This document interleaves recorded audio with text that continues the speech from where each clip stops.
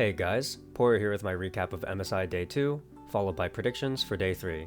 We had some banger series today, so let's get right into the first one, the elimination series between Furia and GAM. Game 1 was a fun back and forth. IU decided to grab the Smolder, which was a risky pick due to the weak early game, and GAM punished with a good dive to set Furia behind. After that, it was a series of scraps back and forth, with GAM's hard dive comp constantly pressuring the Smolder too far back to deal any damage. Despite having seemingly infinite peel tools, GAM just had too much pressure and were able to do enough damage to Smolder to zone him off the Elder, which sealed the game. I docked Jojo, Tadu, and Elio for playing some key fights way too quickly, and Emo for getting picked out a few times. I gave Artemis a 4 for consistently being a huge damage threat and for knowing when to go aggressive, and Toots for genuinely being 1v9 and having an overall great performance despite the loss. Game 2 was just a clear outclassing of GAM by Furia, as everyone gapped everyone else. Specifically, I thought Jojo played a beautiful game, zoning the enemy team perfectly and being a part of every single positive play, whether it was making picks, playing good teamfights, or stopping every single dive attempt GAM went for. I did end up docking everyone on Furia for getting picked out or caught multiple times once they were ahead, but the wallets were too big so the true punishes were never felt. Some might think Levi would get a 1 for this, but realistically, once he made that first mistake, there was nothing he could do. He tried to make a few plays with decent ideas, but his team was just too far behind. In Game 3, Furia were able to successfully split the jungle and get a bot dive off.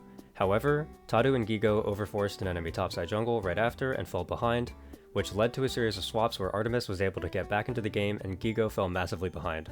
However, due to a series of great Poppy ults, Sylas ults, and better teamfighting overall, Furia were able to get back into the game and snowball to the victory.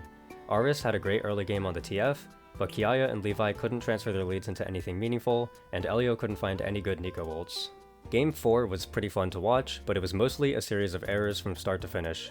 Gigo and Tadu got Kiaya extremely fed on Cassante early with some bad ganks, then GAM played a few bad teamfights that let Furia get back into the driver's seat, then Furia took the worst teamfight angle humanly possible and got Levi fed, then GAM couldn't close out quickly which led to the Azir starting to look super scary, then Toots went for a bad angle on LeBlanc in the final teamfight that led to GAM winning.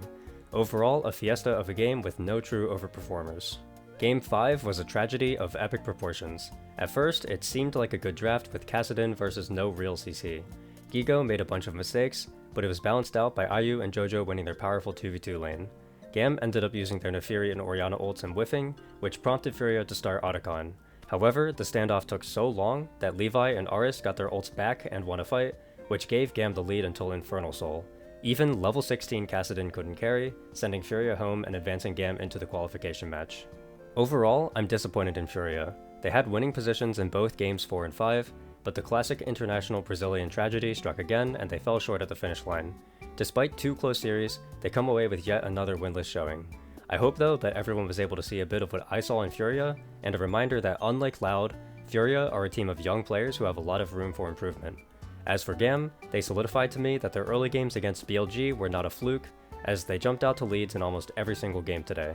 However, they really need to clean up their mid-games and objective setups if they want to beat the loser of BLG versus G2.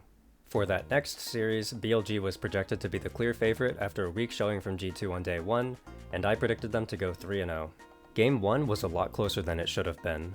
BLG went out to an early lead after an overextended 4v4 from G2, but Beichuan gave G2 some avenues back into the game with a series of bad plays. On then got BLG a lead back with some great engages, leading to a strong position for BLG heading into a dragon setup.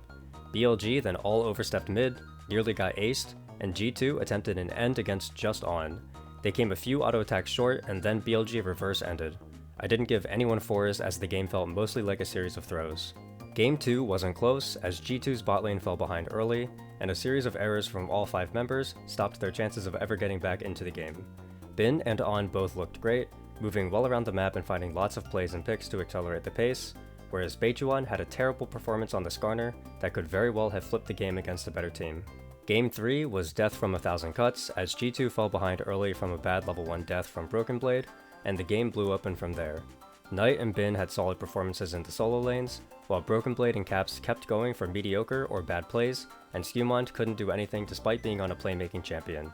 I didn't dock Hans because realistically there was nothing for him to do to win the game, and I shot Beichuan down because he made multiple bad decisions that could have gotten him punished if G2 snapped harder or if the lead wasn't so large. The series as a whole was on the more boring side, I would say, with the expected 3-0 result. G2 made it briefly fun in Game 1, but apart from that, they were clearly outclassed in every way. With this, BLG qualifies for the main stage, and G2 is set to play against GAM tomorrow for that final spot. Also, I want to issue a public apology for my placement of Skewmond in A tier on my player tier list. My read was that he couldn't do anything because his team was permagriefing him, and while I was correct that his team was permagriefing him, I have also now come to realize that he doesn't really do anything either way, and is definitely not anywhere close to A tier. My bad, gang. For GAM versus G2, I'll be predicting G2 to win 3-1. GAM haven't shown an ability to be able to close out games, or have cohesive big games at all in this tournament other than with Pantheon comps, and I'm not convinced they'll be able to brute force their way through G2's scale and win later attitude. If they were to win though, it would definitely be through top lane, as Broken Blade has been looking horrible, and Kiaya has been looking reasonably solid. That's all I have for this one. I'll see you all next time. Bye!